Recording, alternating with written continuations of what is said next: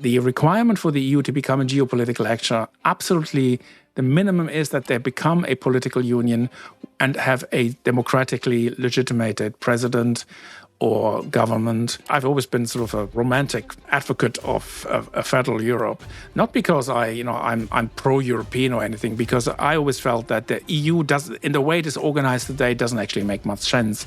I actually believe it's actually not desirable. So if you want to be active, either you go back to member states and have the EU just as a single market, maybe, or you go full-fledged federal. But if this is considered to be unrealistic, and nobody wants to break the EU. I mean, you could have a federal union with a smaller number than 27 countries. It is not necessary for everybody to be part of it. But the EU have always wanted to avoid something like a split and is still in a mode to enlarge, like the enlargement to Ukraine, which I think will cripple the EU unless they completely reform the way they work, their budgets.